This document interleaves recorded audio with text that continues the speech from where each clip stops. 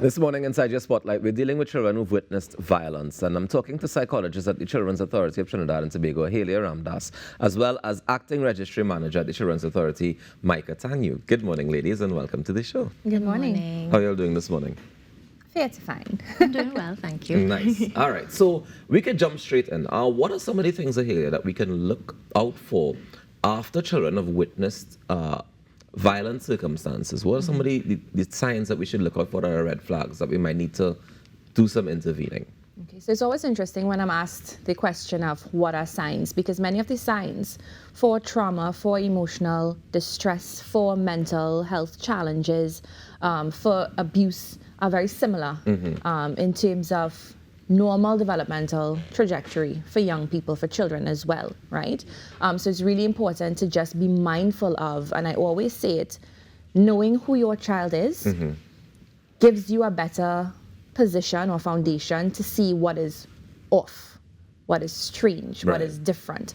So we have the children who would be on the side where they're very emotional, maybe crying spells, anxiety, worry has increased, they withdraw, or they can get clingy.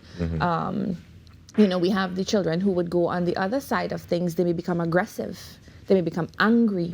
We have to look out for things like depression, we have to look out for things like suicide ideation, we have to look out for things like engaging with substances and just any behavior that is outside of the norm for that child. So it's so many things that can flag, which is why I always come back to know your child so you can know when something is off, something is different. And if it is you do see something that's off or different, what should be your first step of intervention? Your first step of intervention is, of course, I think always being able to communicate with your child, being able to ask, well, what has happened? Has something happened?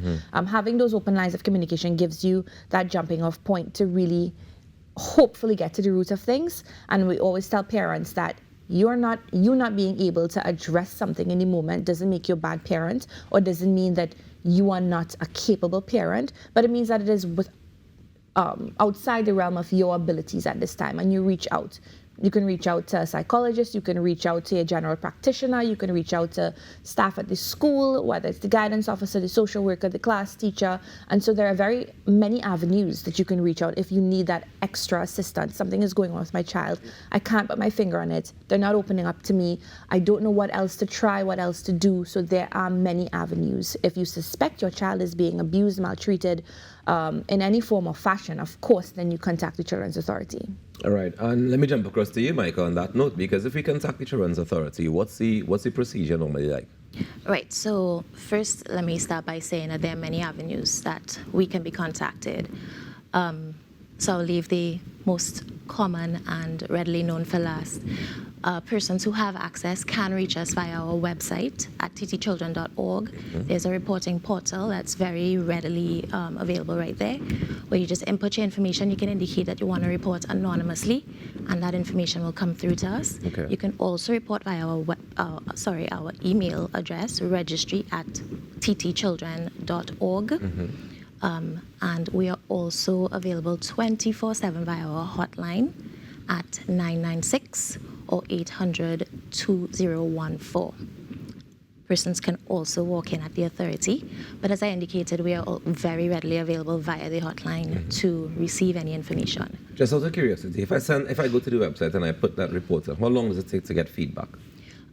Typically, Monday to Friday, 8 to 4, you'll get feedback very readily. Okay. But we do also check it on the weekends where staffing is available, of course.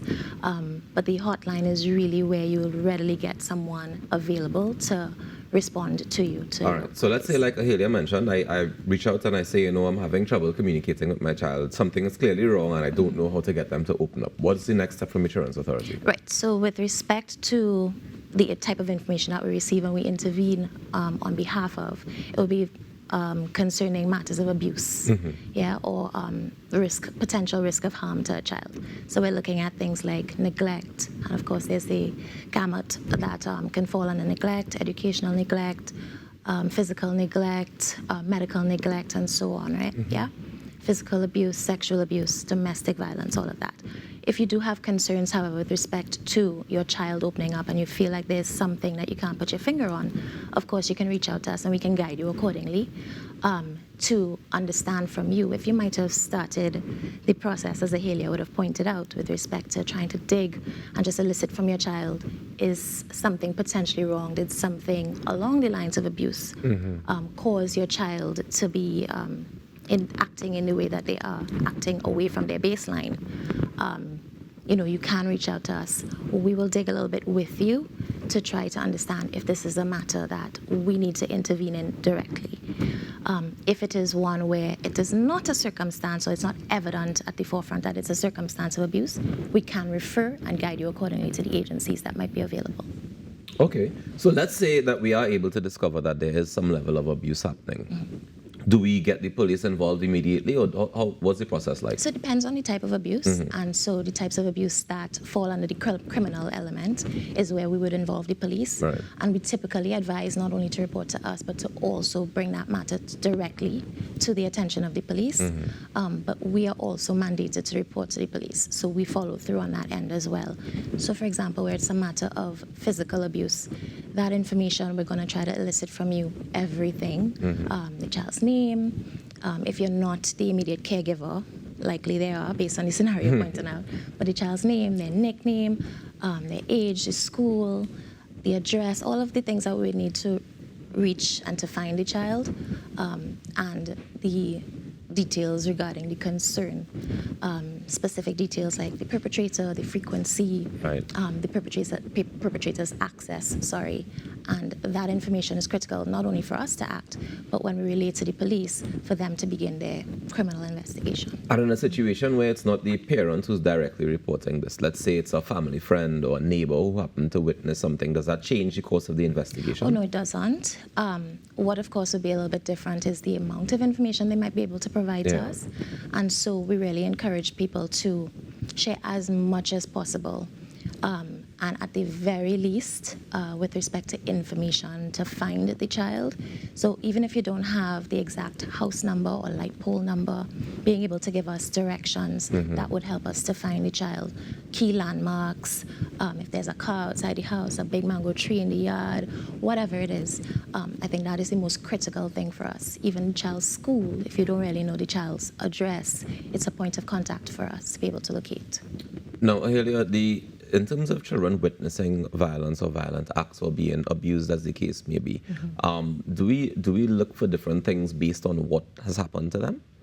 Or is it just strictly, once they stray from the baseline, we could look out for as a red flag? There are slight variances in what you would observe for different types of abuse, different types of neglect. So if we're seeing physical neglect, you're going to see children that are unkempt, that may look dirty, not very well groomed. They may always be hungry or looking for something to eat. So those are signs to look out for physical neglect, physical abuse. You would see marks on the skin, or they may have injuries that they can't quite explain. And so the explanations don't quite match up to what you're actually seeing.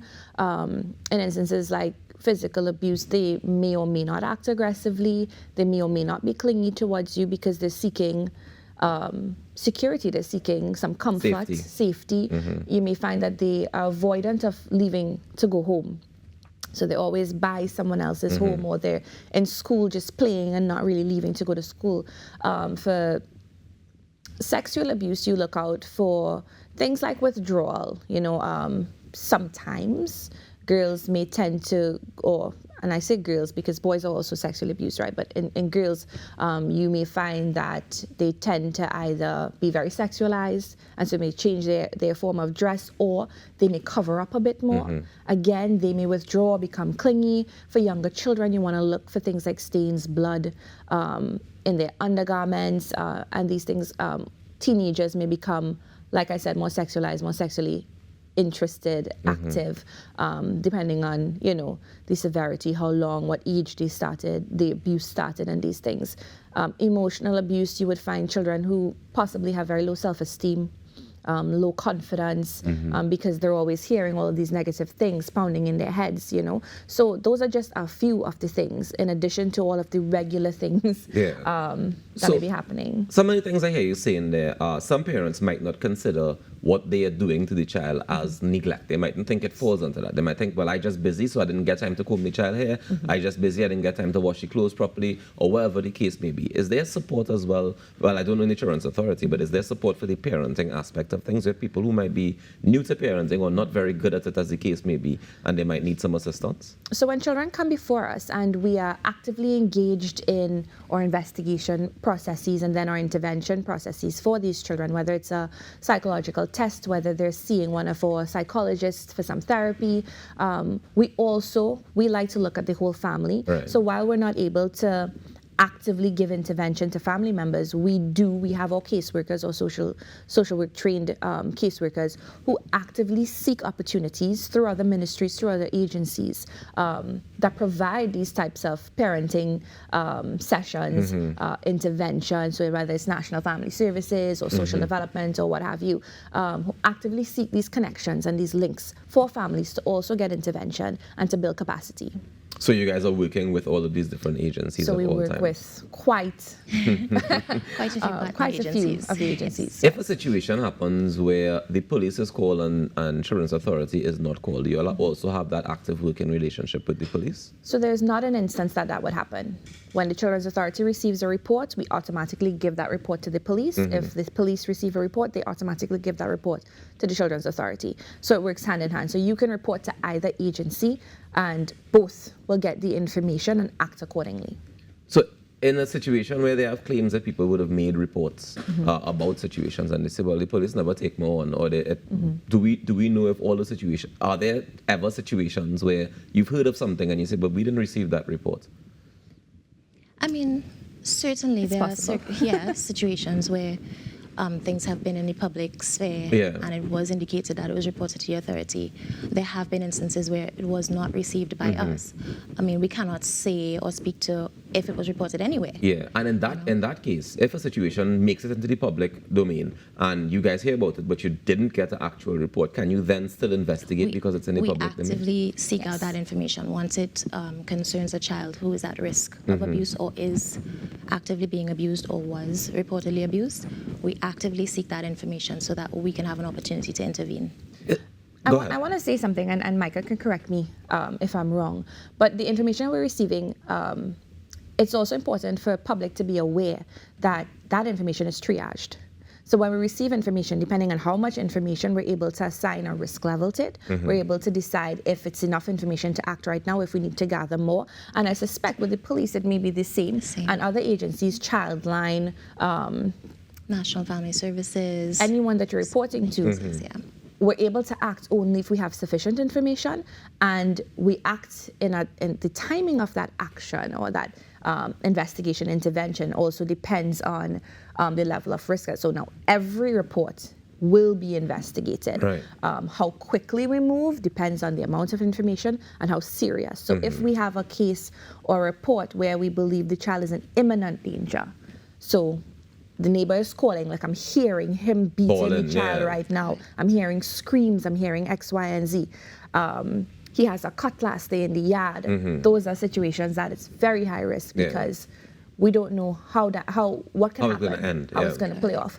If someone versus someone who's calling and saying, look, 2 months ago the child told me X, Y, and Z, and I don't know if it's still going on, but I felt compelled to call and give that information. So that's two different situations, different levels, and so we will respond, but the response has to be tailored based on the risk and the information that we get. And that's good to know. So that means if you're calling to make a report to the Children's Authority, make sure and cover all the information that you possibly have, and as much as you can gather and give to them so that they can do their best to help you. Ladies, thank you so very much for joining us this morning, and all the best for the week. Thank you so much. Thank you. Take care. All right, we take a quick break and we come back with more inside the Now Morning Show. Stick around.